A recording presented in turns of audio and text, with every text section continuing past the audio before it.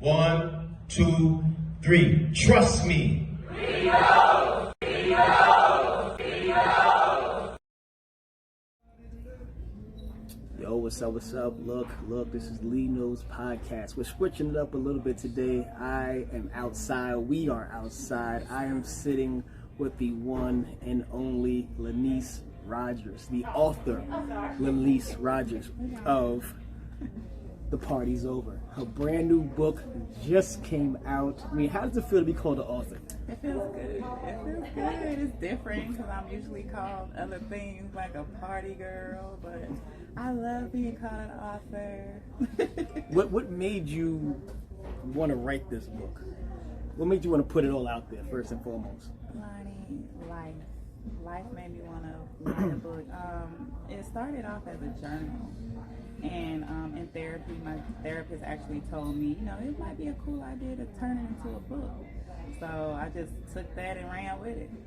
I mean, I'm glad you wrote it. This right here, she didn't know that I read it. She didn't know. I hit her with a couple facts. She's like, okay. Yes. I gotta do the research. You gotta do the research. So for those who don't know, tell us a little bit about yourself. Where are you from?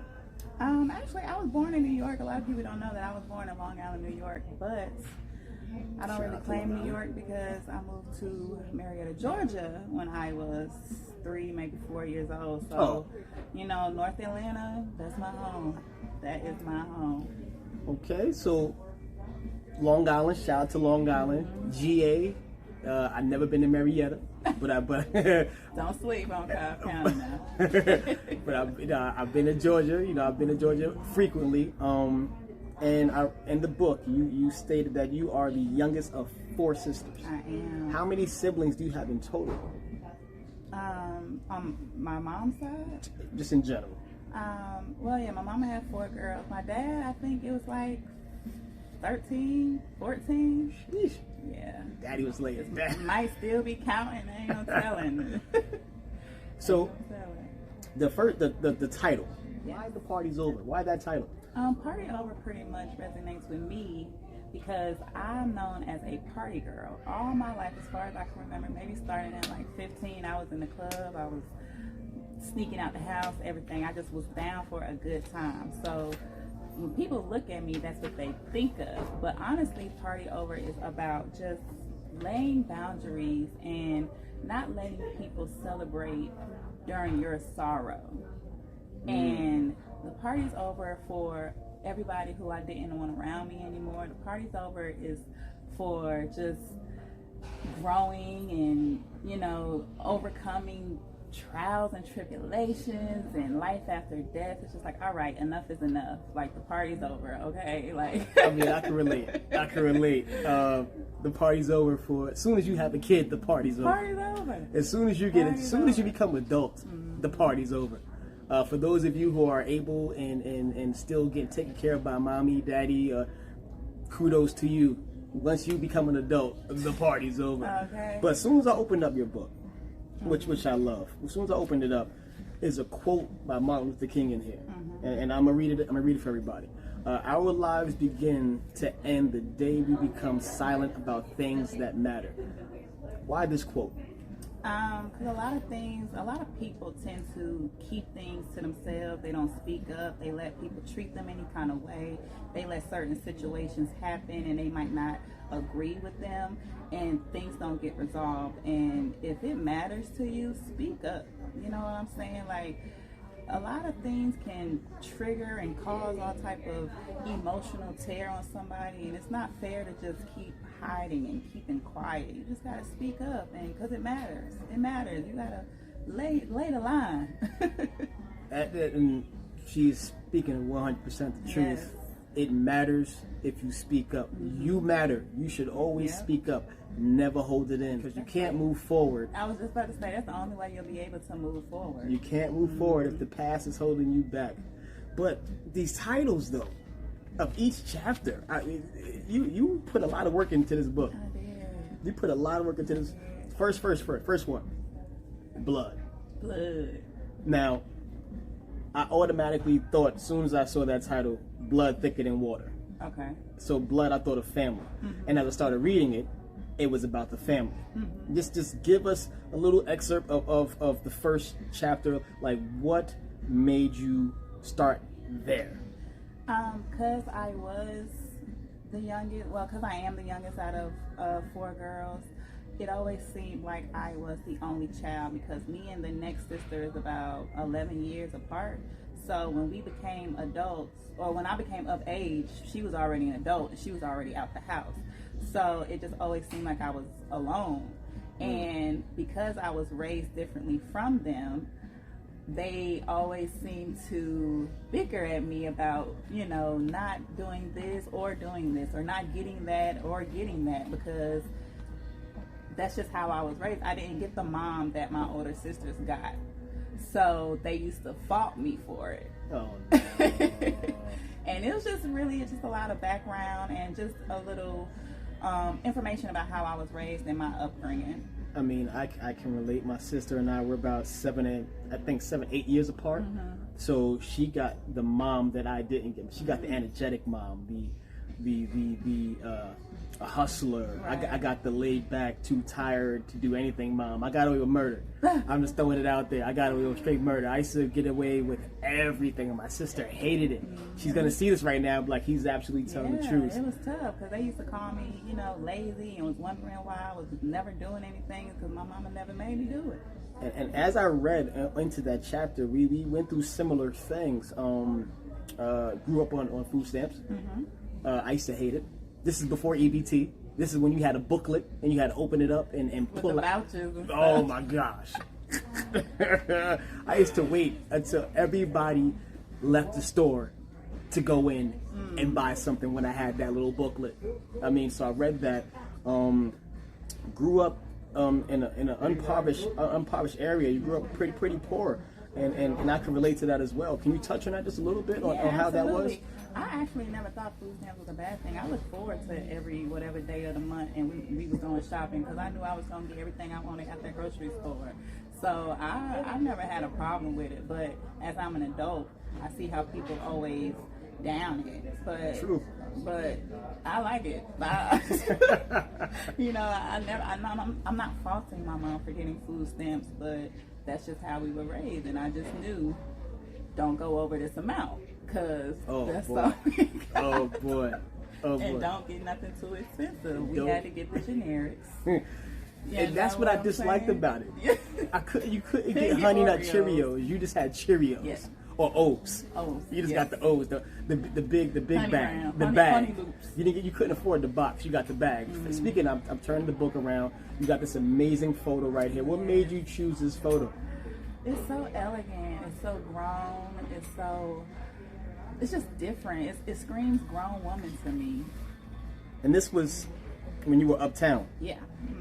I've never been there. Uptown Charlotte. Yeah. Is that you still reside in Charlotte? I do. Okay. I do. And you are a single mom. How old is your boy now? My boy is 11. 11. He's 11 years old. Oh, was a teenager. I know. It's happening so fast. You got a girlfriend yet? He better not. It's coming. He So, better not. how long did it take you to put this baby together? Honestly, I've been writing my book 2 years. For 2 years? 2 years. And I wrote it 3 times. I can relate. I wrote it 3 times. And the book, the original book, or the backstory of Partyover, it was actually a lot bigger and thicker and more detailed than this. But the process of trying to publish the book, along the way, I had a couple of humps. And during those humps, I just revamped my plan, and I decided instead of 1 big book, I'm going to give you 3 small books. Smart. Pay attention. She just gave you $1 million worth of game for $9.99. Pay attention. Smart. Yeah. Very smart. Yeah. So I spoke about the titles before of each chapter, and as I skimmed each chapter, she's gone. Can you touch on that just a little bit for me? She's Gone. That is actually the chapter about the passing of my late and great mother, Deborah Alexander. Rest in peace. Yes, rest in peace. It was my experience, what I went through firsthand. It was how I felt. It was what it turned me into. a lot of people didn't see that because once again, I was in the club with a smile on my face. But when I went home, it was oxygen machines upstairs, or I was feeding my mom banana split ice cream because that's all she could keep down. But then when the sun went down, I'm in the street because that was my outlet, and that's how I dealt with it. But it's really just my experience and just seeing it firsthand, and I wanted people to actually feel like how hurt I was, how sad I was, how depressed I was. It was a dark time.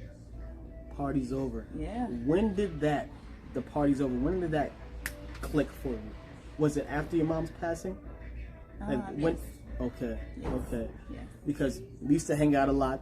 We used to, this is my big sis. For those who don't know, my road dog. She's busy now, so I don't see her. We just spoke about this earlier. She's big time now, so I don't see her. But sometimes it takes something like that to put a lot of things in perspective. Unfortunately, I felt that at the age of 7 when I lost my grandmother, because it's that unconditional love, losing that unconditional love, the person who loves you no matter who you are or what you do. They show you that love, and to lose that, it turns you into a totally different person. And if you're not strong enough, you can completely lose yourself. For sure. And I was almost there. You were almost there. I was almost there to where I wanted out. I wanted out. Get me out of here. The party's over. The party's over. So I love these titles. Soulmates. Soulmates. Tell me about soulmates. Soulmate. What you think soulmates would be about if you just heard of it? Soulmates would be about you meeting maybe the potential person that you thought was the one. Okay. That's what I think about when I hear soulmates. Now, what was soulmates to you? Because I don't want to give it away. This is so well put together. If you don't have this book, grab Partyover right now. Well, after this. If you don't have it, but I don't want to give it away. I want the author herself to tell you what soulmates mean. Because when I hear soulmates, I hear two people connecting, two people on one brainwave, thinking that they are the one. This is my person. This is what I think of. But what was it to you? That's actually correct. It's just not a lover. Soulmates is, it could be anybody who you meet, who you feel have your best interest at heart, who you just cannot live without. And in this case, it's not about a lover. It's about two people in particular who have genuinely had my back from start to finish. And not to knock anybody else, because everybody want to say they did something, or they had your back, or they was there. And I appreciate all of my support system, all of my friends, all of my sisters. I appreciate every single one of them. But these two people are just amazingly. They just leave me speechless. Like these two, it's actually about two women who I have grown with and have done a lot of dirt with and have lived a lot of life with. And they have changed and helped my life significantly. So those two people I consider my soulmates, because I have not felt, I have not loved, I have not needed anybody like I do these women. I have a couple, not a lot, not a lot. Yeah, a lot of people have a couple. Because as you get older, when you're younger, you want to have all the friends in the world. But when you get older, you realize that less is more. Absolutely. Because people drop, and relationships fade. People get older, or life happens, or whatever the case may be. But you just hold on to your people, and those two are my people. So I'm gonna go down one, then I'm gonna go back up one. I'm gonna go back up. All right. So Charlotte's Web. You're hearing that. Yes, I am. You're entangled. Yes, with Charlotte. So how do you love Charlotte? What do you think about Charlotte? What made you come to Charlotte? I came to Charlotte. Well, I moved to Charlotte 2 times. The first time I moved to Charlotte, I was just on a whim, just wanting to get out of Atlanta, and I was just being grown. I didn't have a plan. I had $900 to my name, and a 5-year-old son at the time. And I'm really big on figuring it out. So I figured when I got to Charlotte, I'll figure it out when I got there. Okay. And that's what happened. And I actually fell in love with Charlotte after coming to a CIAA. And I was like, oh, I gotta be there. I miss you, CIAA. I miss you too. Come back. We miss you. But I actually came after a CIAA. And of course, life happened. I wasn't really all the way where I wanted to be. I was kind of just winging it, so I left. My mom actually got sick. So I just told myself, Charlotte ain't going nowhere. I can always come back. And then once my mom passed, I just came back that way. And now you're here. And now I'm here. Do you plan on moving anytime soon? Absolutely. It's not my final destination. She's everywhere. I'm everywhere. I just saw pictures of her in Dubai. Yes, yes. How was Dubai? It was amazing. It was amazing. Totally different, wasn't it? Totally different. They don't even dress like we dress. For those of you who don't know, they wear silk linen. They don't. My friend hit me. He's like, bro, I went out there with my flyest gear, my hottest J's, and they were all looking at me like I was crazy because nobody dresses like this. I know, right? It was just different because there's so much world out there. After the chapter of the passing of your mom, Savage. Talk to me about Savage. Savage. I was a nasty old wench and Savage. But that comes with healing. That comes with grieving. You're angry. You're sad. You're mad. Like it's just, you're attacking everybody because nobody knew how I felt. And I had to realize like that wasn't their fault because unless you lost a parent, specifically a mother, you could not understand. You cannot help me. So at that time, I didn't recognize it. So I was snappy, honey. Like, what? You doing what? You know what I'm saying? But I was just a really nasty person, and that was just because of like I was mad at the world, and it made me a sad. You were living through the pain. Living through the pain. Living through the pain. But then the party's over, and you turned that pain into fuel, and it's now propelling you to where you are now. To not only the first book, The Party's Over. Once again, if you don't have it, grab it now. Absolutely. If you don't have it, grab it now. You're gonna want to because by the end of the series, if there's an end, we don't know what the future holds, but it's all gonna tie together, and you're gonna want all three of them for sure. I'm about to say there's two more coming out. Two more coming. This is just the first edition. Yeah, this is just the scar. I'm gonna pick at the scab on the next one. Wordplay, bars. So, what does your friends and family? Because I watch your social media, I watch your stories, and I see the reposting of everybody. Oh my God, girl, I had no clue. Oh my God, girl, this is so good. What's the feedback you've been getting for everybody? Pretty much that. A lot of people are surprised about how I carry myself, how I handle things, and just how I've been so secretive. Because a lot of people want to know my business. Because of course I make it seem as if I got it together and everything is smooth sailing, but I was really not okay. So when people are opening my book and getting a glimpse of that side, it's like, damn girl, like that happened, this happened, you're not perfect, or you don't got it, or you are really thrown in the head. So, but I just wanted to be relatable. I really wanted to be relatable to my audience. So yeah, that's pretty much. It's one of the first things I learned was to tell your story. There's always someone that needs to hear your story. And it's always someone who can relate. Always someone who can relate. When you open your heart, and when you open your heart, you end up touching somebody else's heart. That's the only way that a person can change, is if you touch their heart. And I'm so shocked by how many people can relate. You'd be surprised. It's always that way. It's always that way. It's always that way. So now here we are. You're certified author, Lynnie Rogers, the author. When can we expect the next book? The next one I am shooting for beginning of winter 2021. So the end of the year.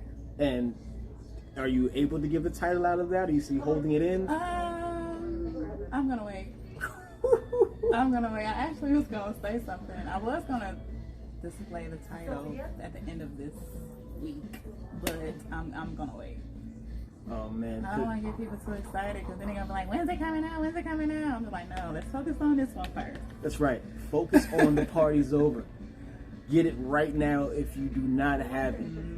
Once again, where can we find this lovely book besides Barnes & Noble? Online right now. Where can we find your book? Barnes & Noble online, at iBooks on Apple if you have an iPhone. I got it on that as well. Or my Instagram is partyover__, and there's a link in my bio. Link in the bio. If you do not follow Lynnie, please do so as well. Very, very inspirational. Like I said, my sis, love her to death, and now she's an author. Yeah, and I got so much more to say. Hey, so much more to say. Everybody's life's a movie. Your life is a movie. Absolutely. But you have to be willing to tell it. You have to be willing to tell it. You have to be willing to be open and be truthful to yourself and with yourself. And that way nobody can use it against you. That part. That part. Well, you know, you are my very first interview on the camera. Yes. I'm normally over the airwaves. So I wanted to switch something up and let the people see instead of just listening. And you know, I want to thank you for joining me on this venture, because we're both on a journey. She said something to me when she said I had to figure it out every single day, and I told her, I said, only if you knew what it takes to be on go mode and keep creating something every single day. A lot of you think that this just happens. It takes hard work, dedication, determination, but most of all, consistency. Absolutely, and that's what I'm learning. You gotta be consistent. You have to be consistent, but honest, truthful. Because That's you free, child. Okay, so what kind of advice would you give someone who is going through a similar situation? Someone who thinks they're alone, someone who has been through a traumatic state. What advice would you give them? You're definitely not alone, and reach out to the people who are reaching out to you. Don't be afraid to seek help. Go see a therapist. Go see whoever, even if you have a friend who's just good at listening, go sit on their couch and just listen, because once you feel like you're alone, you will self-destruct, and just keep going. It doesn't go away, unfortunately, but it does get better. Time really does heal, and it's not going to be forever, for sure.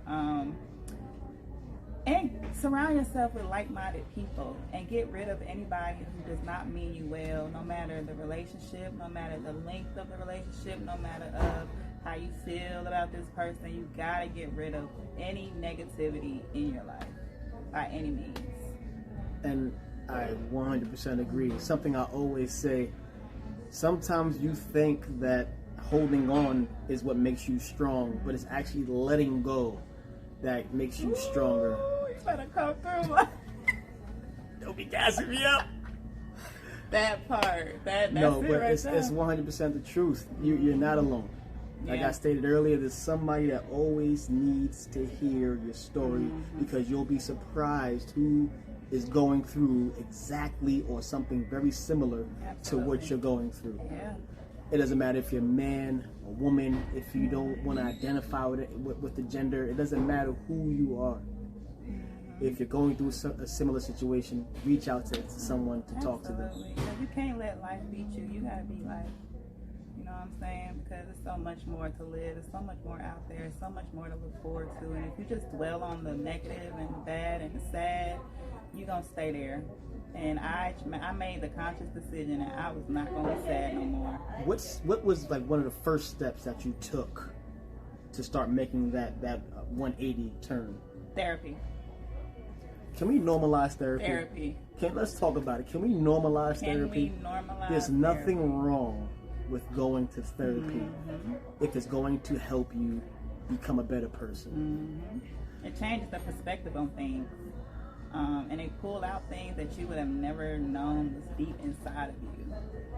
Like, it's crazy. But yes, therapy for sure. And then what was step 2 for you? Cleaning house.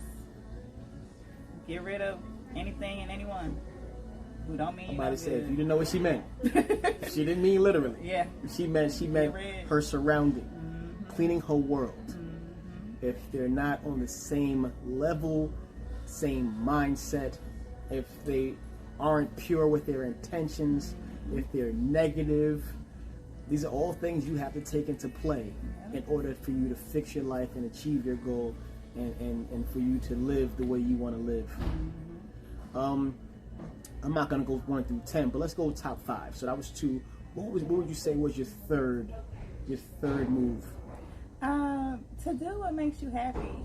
I started being very unapologetically free.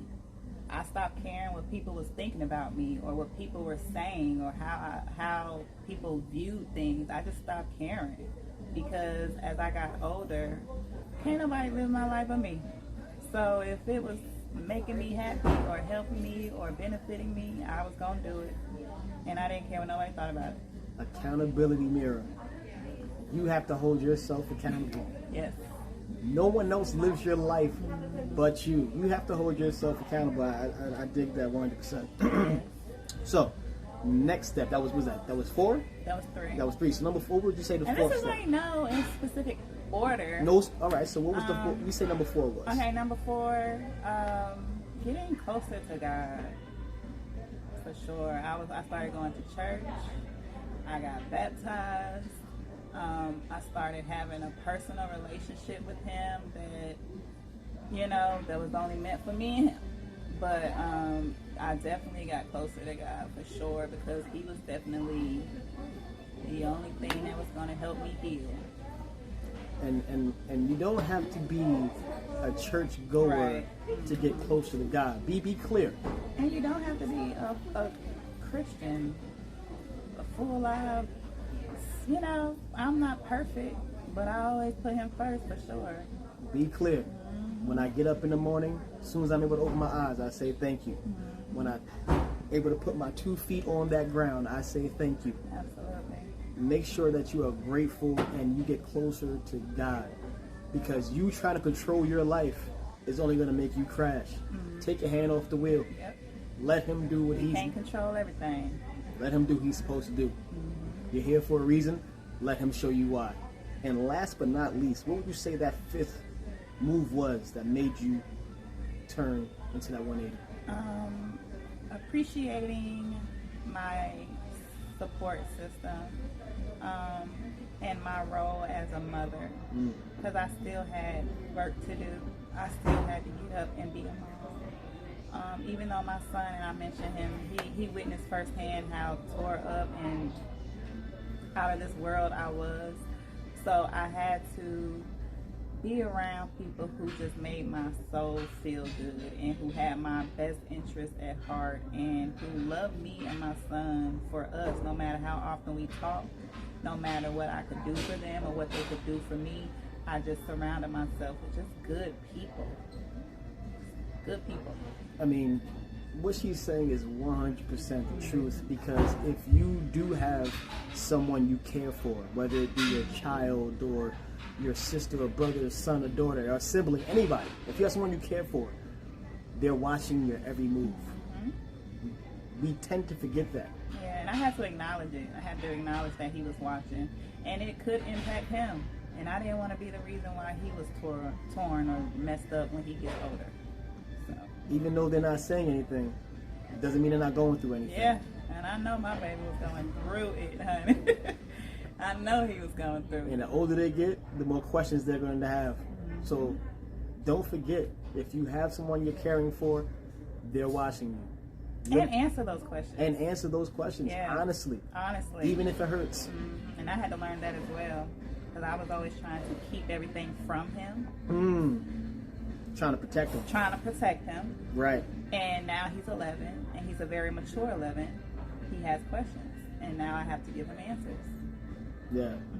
That's the God's honest truth. Okay, so is there any other advice? First and foremost, I want to thank you for joining me on my podcast today. Thank you for having me. I mean, it's so dope. It was a first for me. It's so. I mean, we outside. Yeah. Literally, no mask. Barnes and Noble.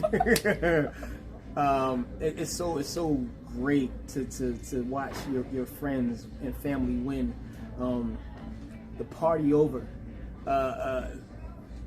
Look at this. Look. I'm flossing right now. That's me. I'm flossing. That's me. So thank you so much. How can the lovely people out there find you and get in contact with you? You can get my book on iBooks if you have an iPhone or Apple.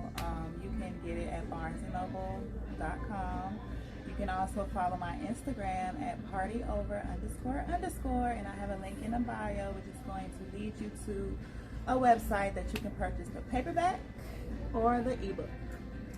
Now, is there any other advice that you would love to give to the people watching right now? Just stay true to yourself. Live your truth. Stay true to yourself. Set boundaries and be honest with yourself. That's the only thing that's going to make you move forward. Because if you're not, you will self-destruct. Acknowledge how you feel. Unapologetically. Unapologetically. Be you. Live your Absolutely. truth. Yes. I mean, that's the only way you're going to win. That's the only way you're going to win. Take it from a niece. Yes. And if you want to know more about her story, Party Over. Stay tuned. Grab it right away. 2 more books coming. Reach for the stars. Don't stop until you reach your goal. Trust me. Lee knows. We out.